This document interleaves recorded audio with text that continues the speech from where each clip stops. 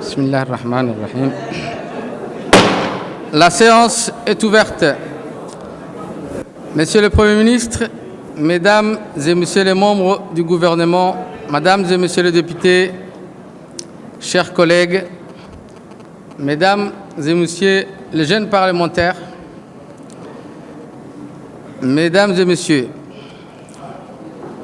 dans tout État, au nom du devoir de redevabilité des élus à l'égard du peuple, l'exercice démocratique implique le contrôle parlementaire sur l'action et le travail gouvernemental. Agissant au nom et dans l'intérêt du peuple, le Parlement, par le biais des procédures et des moyens de contrôle dont il dispose pour analyser, surveiller, discuter et vérifier l'activité du gouvernement, va ainsi s'assurer que la politique et l'action du gouvernement sont efficaces et adaptées aux attentes des citoyens. Comme vous le savez tous, en application de l'article 60 de la Constitution, à l'ouverture de chaque session parlementaire, le Premier ministre fait un rapport à l'Assemblée nationale sur la situation du pays, les réalisations du gouvernement et les grandes orientations de la politique gouvernementale. Conformément à cette disposition constitutionnelle, le lundi 23 avril 2018 dernier, le Premier ministre s'était alors exprimé devant la représentation nationale au cours d'un discours prononcé sur la politique générale du gouvernement pour la présente année 2018. Toujours en vertu de la loi fondamentale, son intervention est suivie d'un débat. L'ordre du jour de la présente séance publique appelle donc ce débat sur la politique générale du gouvernement. Toutefois, avant d'entrer dans le vif du sujet et d'entamer ce débat parlementaire tant attendu par nos concitoyens, je voudrais vous rappeler à vous tous quelques impératifs.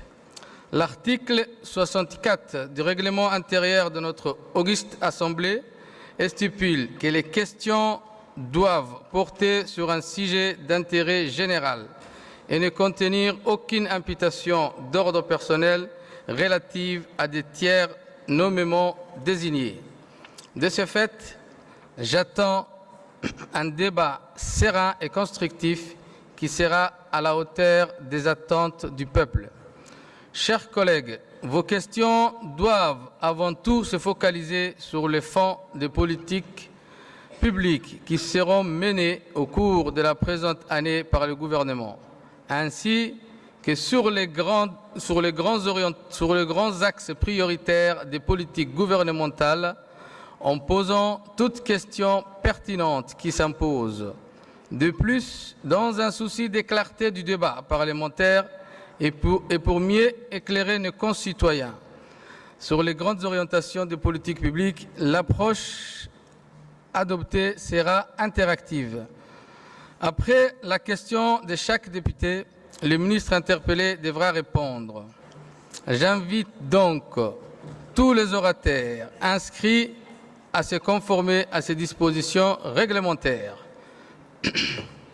J'appelle donc en premier lieu le président du groupe RPP pour nous présenter sa déclaration sur le discours du politique général du gouvernement prononcé par le Premier ministre, qui sera suivi aussi donc, du président du groupe FRUD et la chef de file de l'opposition IDJ-PDD.